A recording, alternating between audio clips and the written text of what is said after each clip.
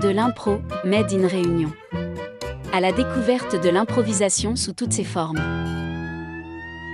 Plein de délicieuses surprises puisque par définition avec l'impro, rien n'est écrit à l'avance. Ce trio de comédiens est formidable et vous fait passer une très agréable fin de soirée. Tu me demandes si les impros sont tirés de nos vies personnelles. Disons qu'il y a des points communs.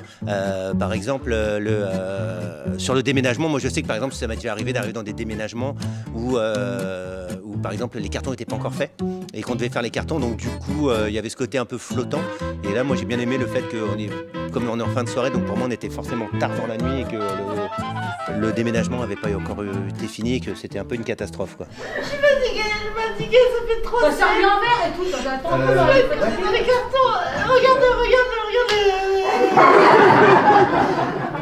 Non, moi je dirais que c'est pas c'est pas vraiment les situations, je trouve. Pour moi, c'est plutôt l'observation des personnages qui sont. C'est des gens qu'on a. Enfin, je trouve que l'impro, c'est beaucoup dans l'observation du monde qui nous entoure et de voir les gens. Et je trouve que c'est s'inspirer de manière de se tenir, de manière d'être, et ensuite, en essayant d'incarner ces personnages, de trouver des histoires qui vont avec. Cric-crac. Je suis dans ma baraque.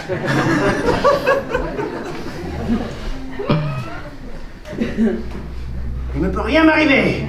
Sirène ou pas sirène, je suis protégé. Oh, quel beau papillon! Oh oui. Oh, il est merveilleux! Oh oui. Oui! Attention. Oh, il est folle! L'arbre de papillon. Oh! À demain qui vient toujours un peu trop vite. Bla bla bla bla bla bla bla bla.